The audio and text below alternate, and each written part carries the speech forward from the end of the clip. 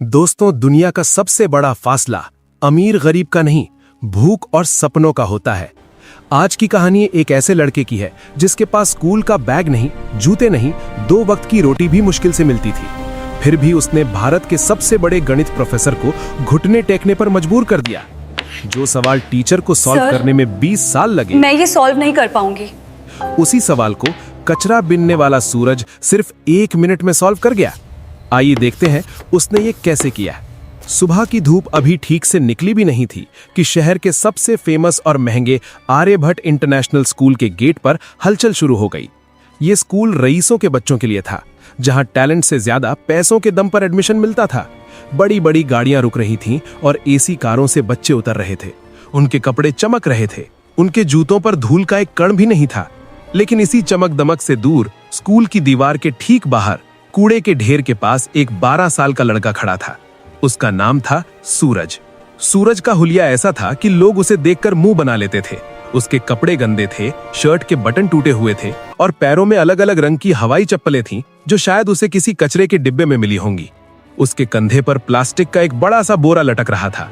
लेकिन अगर आप ध्यान से सूरज की आंखों में देखते तो वहां आपको भूख नहीं, एक अजीब सी चमक दिखाई देती। सूरज कचरा बीनता था, लेकिन उसका ध्यान प्लास्टिक की बोतलों पर कम और स्कूल के अंदर से आने वाली आवाजों पर ज्यादा रहता था। उसे कूड़े के डिब्बों में ज्यामिति के शेप्स दिखते थे। उसे गाड़ियों के नंबर प्लेट्स में मैथ्स के पैटर्न नजर आते थे।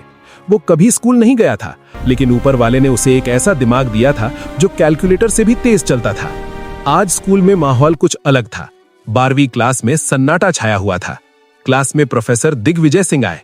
दिग्विजय सर शहर के सबसे सख्त मैथ्स टीचर माने जाते थे।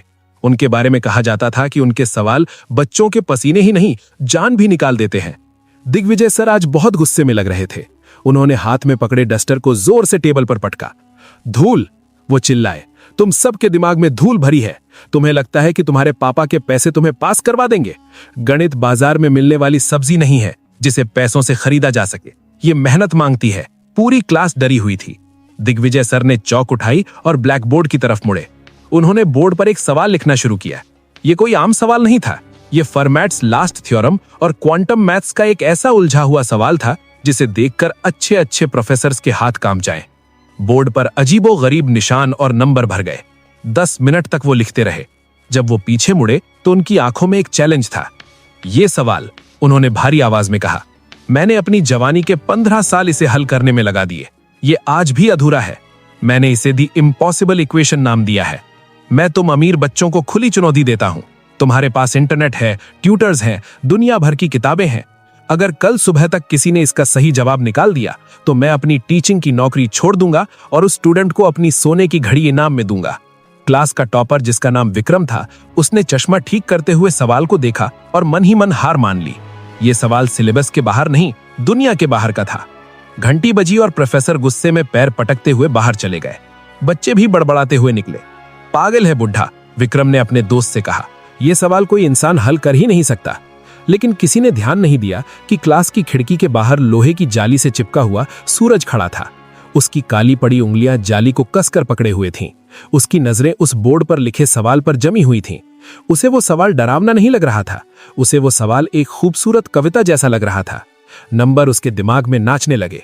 उसे ऐसा लगा जैसे वो सवाल उससे बात कर रहा हो, उसे बुला रहा हो। सूरज वहां तब तक खड़ा रहा जब तक चपरासी ने उसे डंडा दिखाकर भगा नहीं दिया। भाग यहां से भिखारी, स्कूल को गंदा कर रहा है, चपरासी चिल्लाया। सूरज भाग गया, लेकिन उसका दिमाग वहीं क्लासरूम में छूट गया था। दोस्तों, कहानी में आगे क्या हुआ ये जानने से पहले अगर आप ऐसी ही दिल को छू लेने वाली कहानियां सुनना पसंद करते हैं तो अभी हमारे चैनल को सब्सक्राइब कर लें ताकि कोई भी नई कहानी आपसे मिस ना हो। रात हो चुकी थी। शहर सो रहा था, लेकिन सूरज की झुग्गी में नींद नहीं थी। उसका शराबी पिता खर्राटे ले रहा था और मां बीमार पड़ी थी। घर में खाने को कुछ नहीं था। सूरज का पेट भूख से मरोड़ रहा था, लेकिन आज उसे भूख से ज्यादा बेचैनी उस सवाल की थी। वो सवाल उसे सोने नहीं दे रहा था। उसके दिमाग में बार बार वो सिंबल्स आ रहे थे। रात के 2 बजे जब रहा नहीं गया तो सूरज उठा। उसे लगा कि अगर वो उस सवाल को हल कर लेगा तो शायद उसके मन का शोर शांत हो जाएगा। वो चुपके से अपनी झुग्गी से निकला और स्कूल की तरफ दौड़ा। स्कूल का पिछला गेट टूटा हुआ था, जहां से वो अक्सर प्लास्टिक उठाने अंदर घुसता था। आज वो प्लास्टिक उठाने नहीं, कुछ सीखने जा रहा था। स्कूल के गलियारे अंधेरे में डूबे थे। गार्ड सामने वाले गेट पर सो रहा था। सूरज परछाई की तरह क्लासरूम की खिड़की तक पहुंचा। खिड़की खुली थी, वो अंदर कूद पड़ा।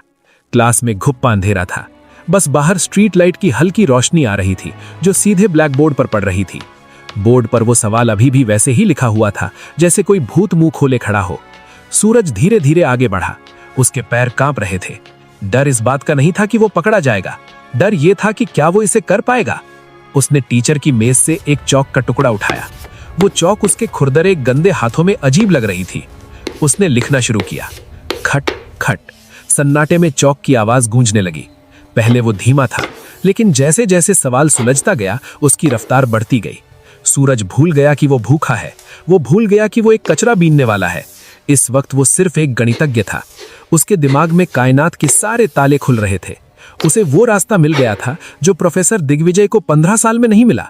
पसीने से भीगा, धूल में सना सूरज 3 घंटे तक लगातार लिखता रहा। पूरा बोर्ड भर गया और अंत में उसने एक बॉक्स बनाया और उसमें जवाब लिखा 0। इतना बड़ा तूफान और जवाब सिर्फ 0। सूरज पीछे हटा। उसने बोर्ड को देखा और उसके चेहरे पर एक ऐसी मुस्कान आई जो शायद उसे पेट भर खाना खाने पर भी ना मिलती। उसने चौक रखी, खिड़की से कूदा और रात के अंधेरे में अपनी दुनिया कूड़े के ढेर की तरफ वापस चला गया। अगली सुबह 8 बजे प्रोफेसर दिग्विजय क्लास में आए। उनका मूड कल से भी ज्यादा खराब था। हाँ भाई, किसी ने कोशिश की? उन्होंने ताना मारते हुए पूछा। पूरी क्लास शांत थी। विक्रम खड़ा हुआ। सर, हमने गूगल पर भी चेक किया, ऐसा सवाल कहीं नहीं है, ये गलत सवाल है। प्रोफेसर हंसने ही वाले थे कि उनकी नजर बोर्ड पर पड़ी।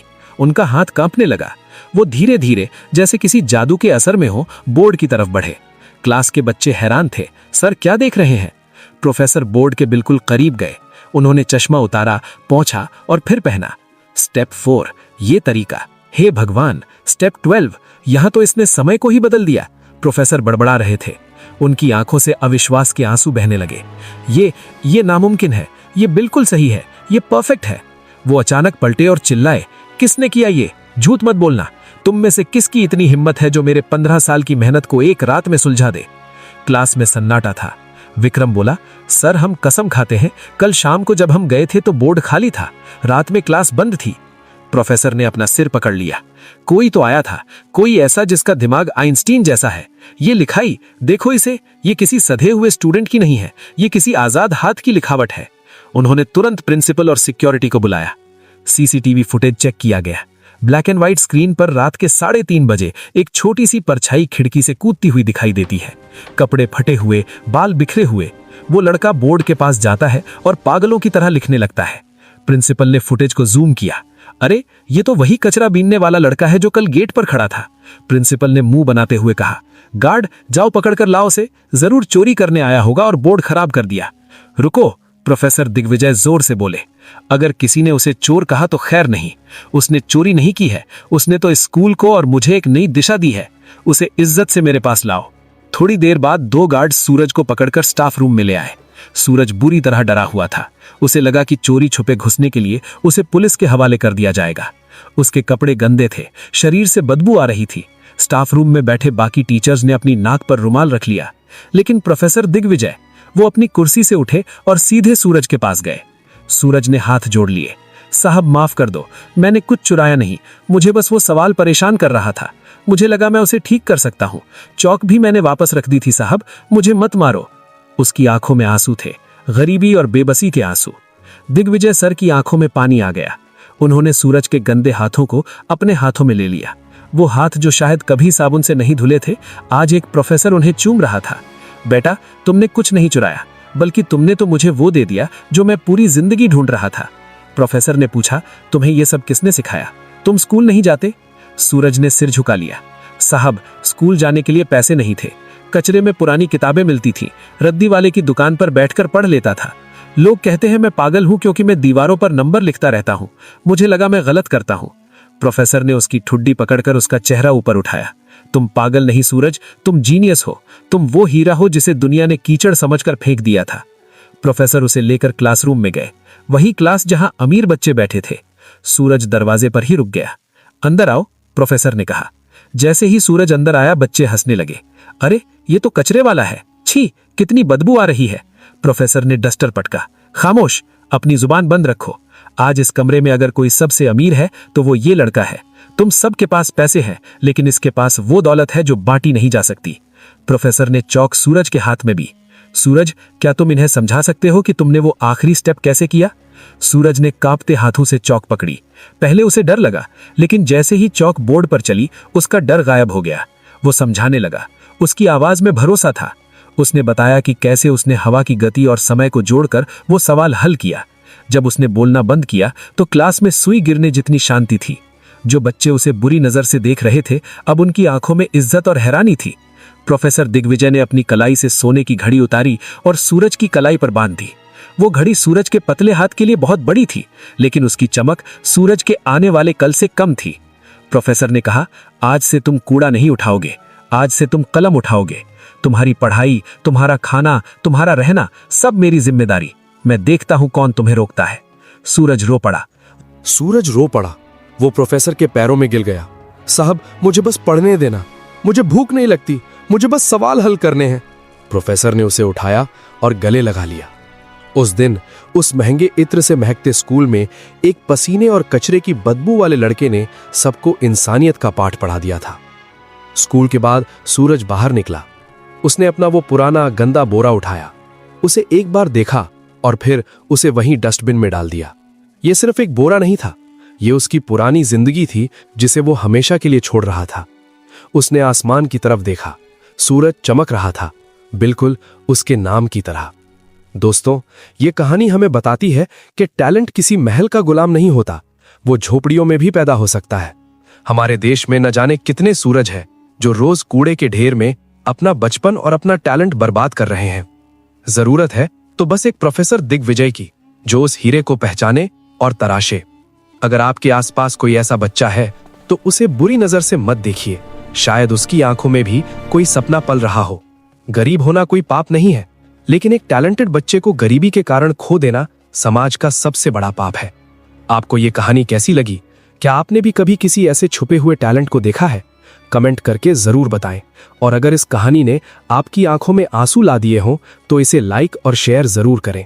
याद रखिए, असली अमीर वो नहीं जिसके पास नोट है, असली अमीर वो है जिसके पास ज्ञान है। जय हिंद।